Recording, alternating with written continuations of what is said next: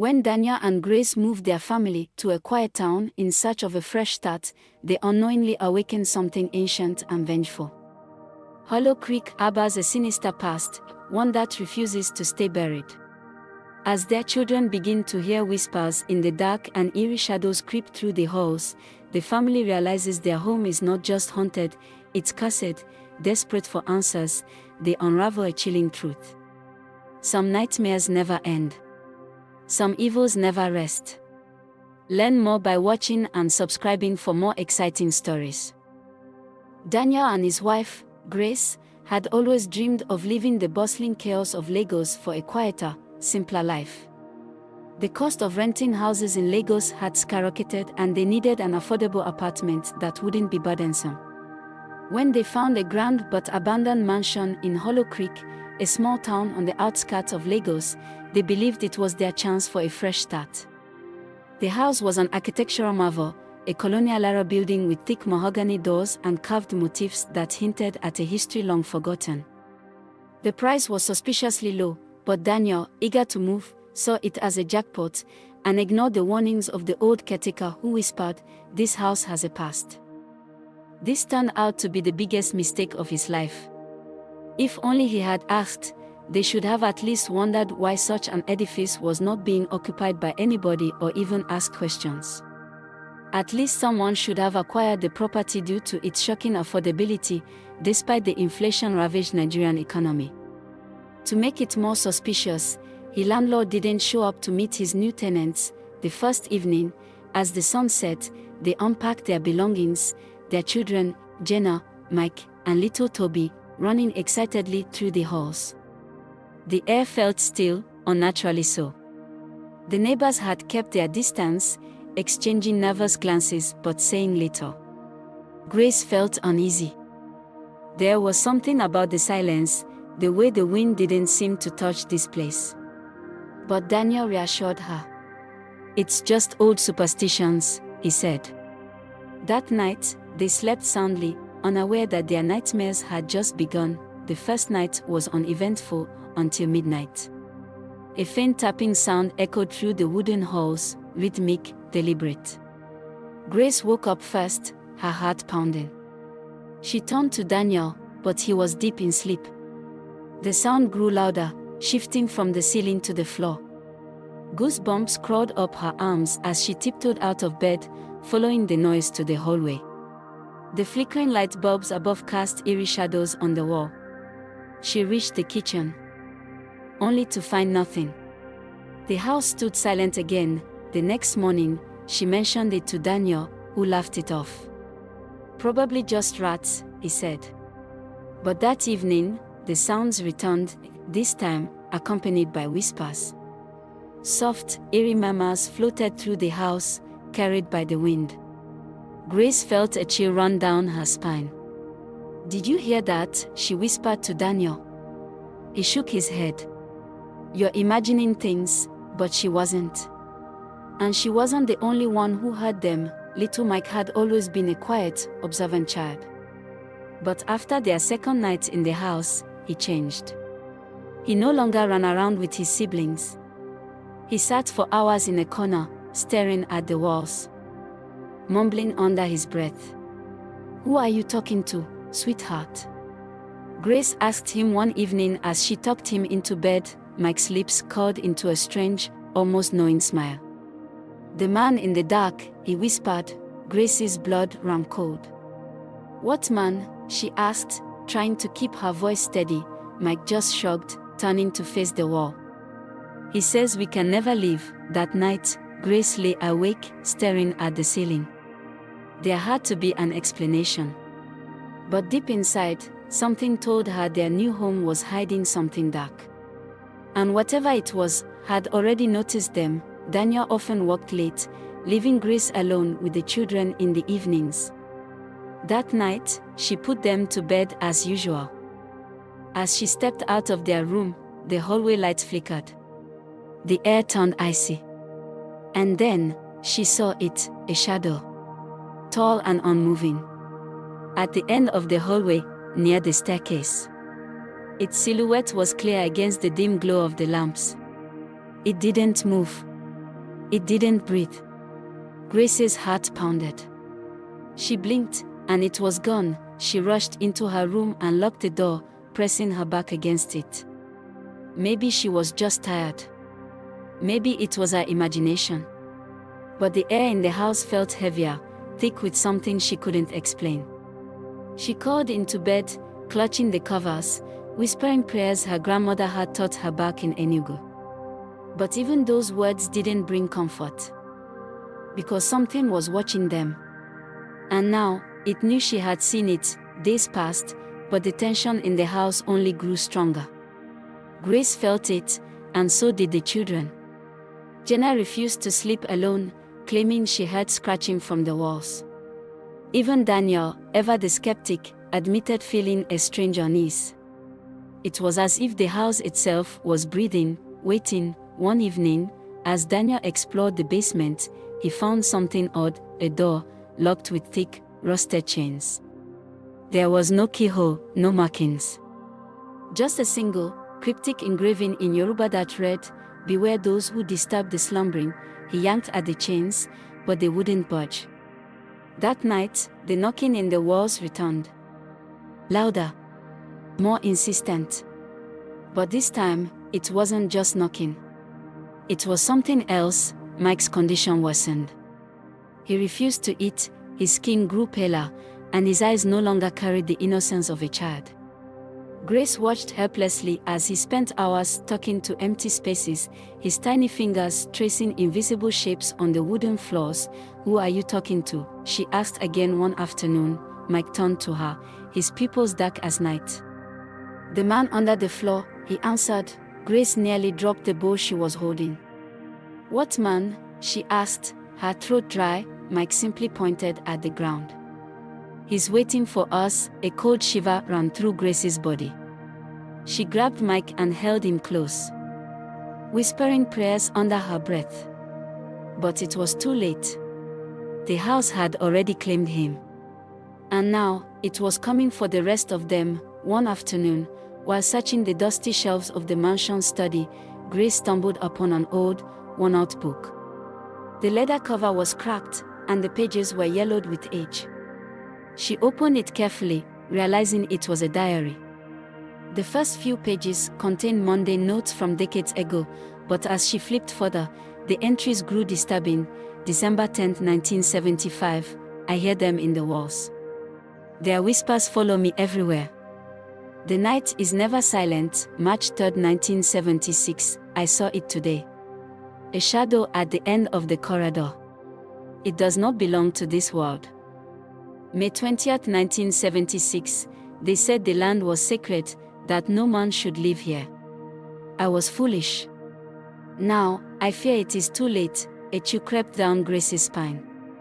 She read further and gasped at the last entry, June 12, 1976, "If you find this, run." Her hands trembled as she slammed the book shut. She needed to show Daniel. This house wasn't just haunted, it was cursed. That night, Grace couldn't sleep. Every time she closed her eyes, she saw shadowy figures moving through the walls, whispering in a language she couldn't understand. Then the dream started. She dreamt she was in the basement, standing in front of the chain door. A deep, guttural voice whispered from the other side, calling her name. The chains rattled violently, as if something was trying to break free. She woke up drenched in sweat, her heart hammering in her chest.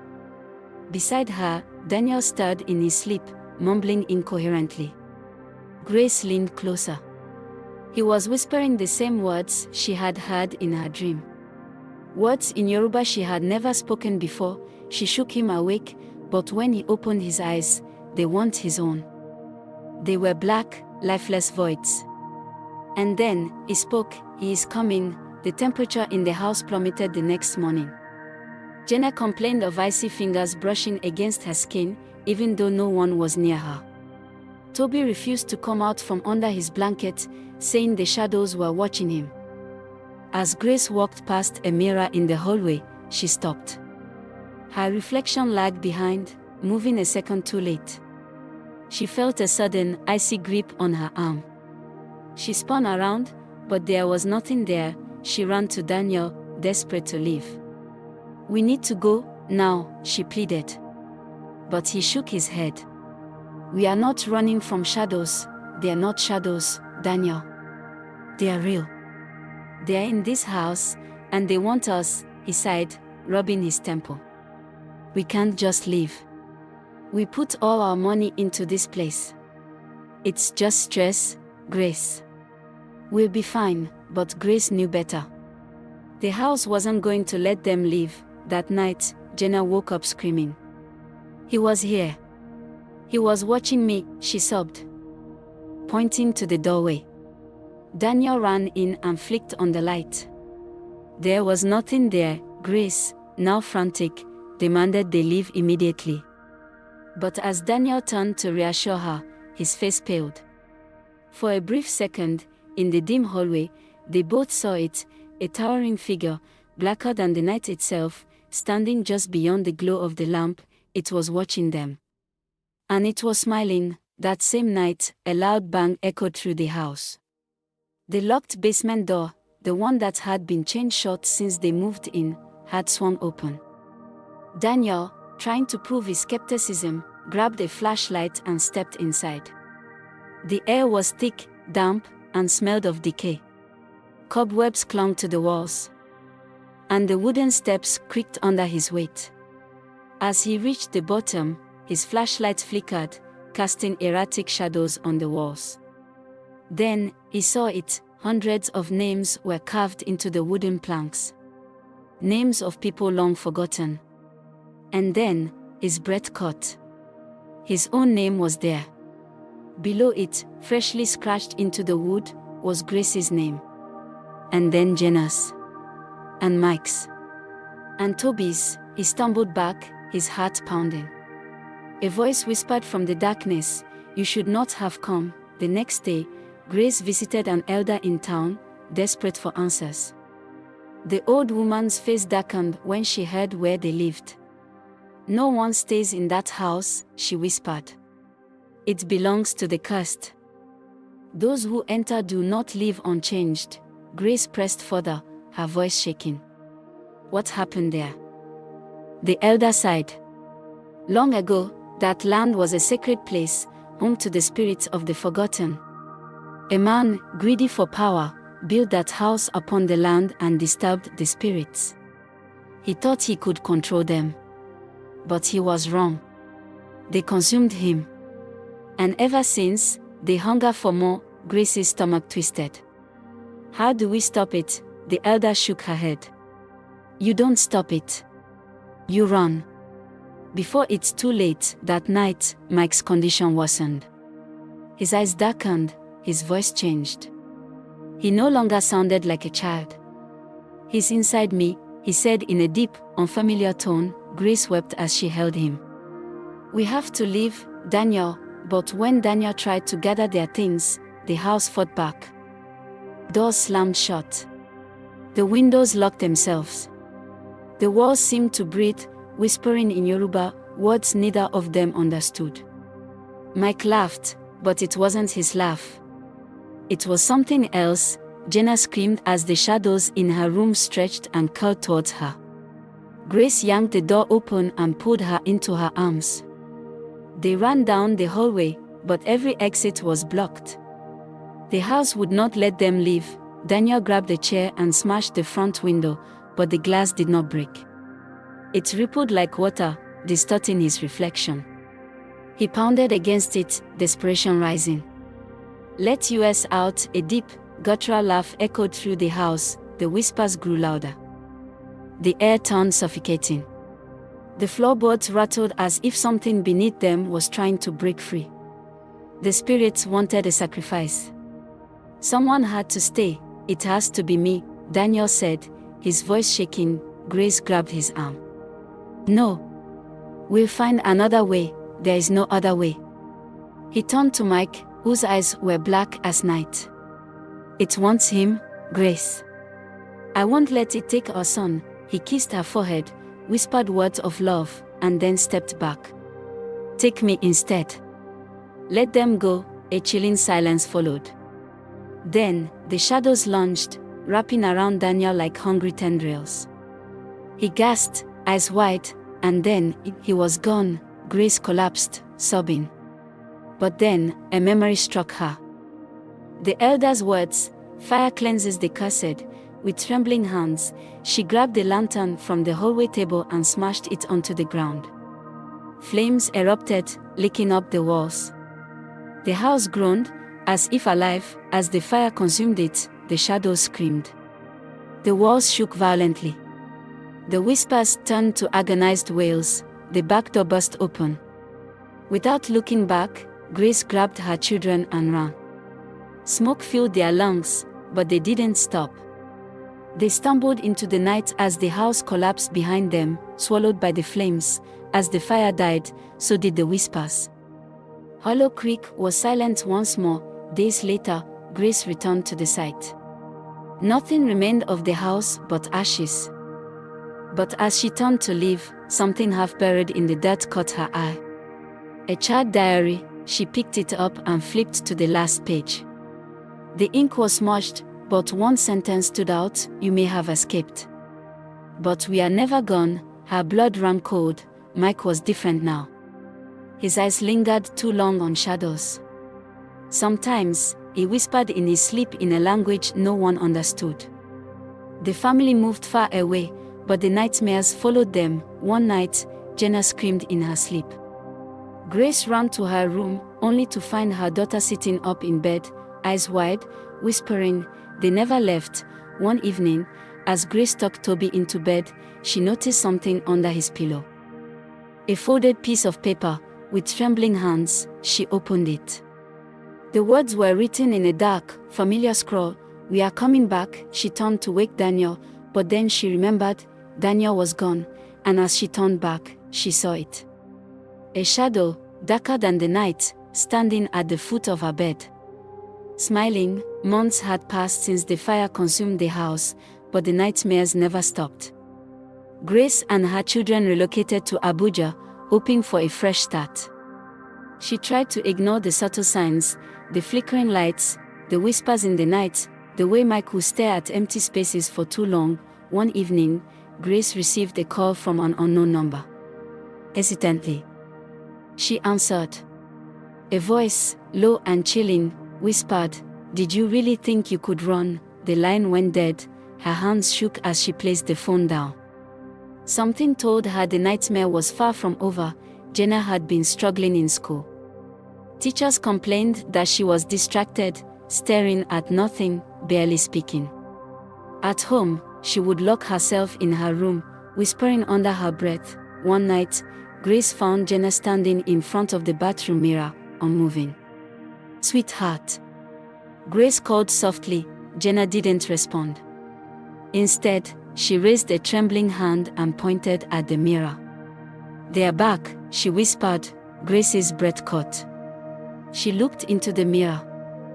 And for a brief moment, she saw them, shadowy figures standing behind her daughter, grinning. She grabbed Jenna and pulled her away. "We need to leave." But as she turned to run, a deep voice echoed in the room. "You cannot escape." Mike's condition worsened. He would wake up screaming in Yoruba, a language he had never spoken before. Strange marks appeared on his arms, symbols Grace had seen in the old diary from Hollow Creek. Desperate, she sought out a local spiritualist, Boba. His eyes darkened when he examined Mike. "This is no ordinary spirit. The house burned, but the curse lives on. They have followed you." Grace broke down. "How do I stop it?" Boba placed a protective charm around Mike's neck. "You must return to Hollow Creek. The spirits were disturbed, and now they want what was taken from them.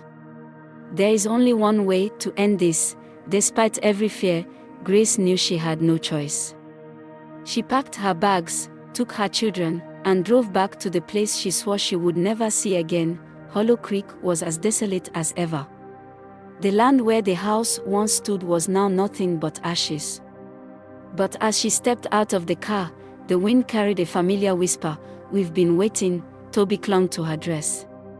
"Mommy, I don't want to be here." Neither did she. But this had to end. Baba met them at the site, preparing an ancient ritual meant to cleanse the spirits. He won grace. Once we start, there is no turning back, the air grew thick as he chanted. The ground beneath them trembled. The whispers turned to shrieks. Shadows rose from the ashes, forming twisted figures with hollow eyes. Jenna screamed as one reached for her. Grace pulled her close, but a force knocked them to the ground. Then, Mike walked forward. His voice, no longer his own, spoke in a tone deep and ancient. You cannot banish us. We were here before you. We will be here long after. Baba raised his staff. Not today. He struck the ground. A blinding light erupted, sending waves of energy through the field. The spirits shrieked, their forms dissolving into the air. The wind howled one last time, and then silence. Grace held her children close, tears streaming down her face. The energy around them shifted, the air feeling lighter for the first time. Baba sighed in exhaustion. It is done. They are gone, but as Grace turned to leave, something caught her eye, a single, blackened figure standing far in the distance, watching. She blinked. It was gone, perhaps, she thought, it was never truly over. Weeks later, back in Abuja, life seemed normal again. The nightmares faded. The children laughed once more, but one night, as Grace lay in bed, she heard it. A whisper, so soft, so faint, but unmistakable. We are still here. Her blood ran cold, and in the darkness, a shadow shifted in the corner of the room. Grace could no longer ignore it, the curse had followed them. She reached out to Baba once more, pleading for a permanent solution. After deep meditation, he finally spoke. The curse began with a betrayal. It must end with a sacrifice. Confused, Grace pressed further. Baba explained that centuries ago, a powerful priest, Koji, had been deceived and killed by those who wished to steal his knowledge. His spirit had been bound to the land where their house once stood. The betrayer had fueled his rage, creating the curse that had claimed so many over the years. To end it, Baba continued, we must return to Hollow Creek and perform the final ritual. But someone must willingly offer themselves as a conduit to restore balance and free the spirit. Grace knew what that meant. Someone had to stay behind. With a heavy heart, Grace and her children made their way back to Hollow Creek. Baba led them to the burned ruins of the house. The ground felt unnaturally cold, and the whispers grew louder with each step. Jenna held onto her mother. I don't want to be here, neither do I, Grace whispered. But we have to finish this. Baba began the ritual, chanting ancient Yoruba incantations. The wind howled as shadows rose from the earth, twisting and screaming. The spirit of Koji appeared, his form flickering like fire. His hollow eyes locked onto them. Who dares disturb me again? His voice thundered. Baba stepped forward, his voice steady. You were wronged, great Koji. We seek to set you free. But the balance must be restored. The spirit's gaze shifted to Grace. A sacrifice must be made. A soul must take my place. Grace's heart clenched. Was this what the curse demanded? Was she to give up her life for her children? Then, to her horror, Mike stepped forward. I'll do it, he said in an eerie calm. No. Grace grabbed him, but Koji's spirit lifted the boy off the ground. He carries my mark. He is already bound to me, Grace sobbed, but Baba held her back. There is another way, the elder said. If we can restore his honor, he will be freed. Through the ritual, they saw the past. Koji had been betrayed by his own kin. Slaughtered in greed. His soul had remained trapped, seeking vengeance. Baba, acting as a mediator, spoke directly to the spirit. Your justice is long overdue. But vengeance has turned to poison. Let go, great one. Be free, the spirit wavered, as if struggling. Then, the figures of those who betrayed him appeared, summoned by the ritual. Koji turned on them, finally enacting his revenge. Their screams echoed through the night as they were pulled into the darkness, then silence. Koji's form softened. I am free. With that, his spirit dissolved, taking the darkness with him. As the sun rose over Hollow Creek, the land felt different. Lighter. The whispers were gone, the shadows no longer creeping. Grace held Mike tightly, sobbing with relief. Bubba nodded. It is over. The family left Hollow Creek for the last time, never looking back. Months later, in their new home, Grace watched her children laugh and play. The nightmares had stopped. The weight had lifted. One evening, as she put Mike to bed, he looked up at her. He said, "Thank you." Grace froze. "Who?" Mike yawned, his eyes closing. "The man from Hollow Creek." He said, "He's finally at peace." Grace shivered but smiled. It was finally over, or so she hoped.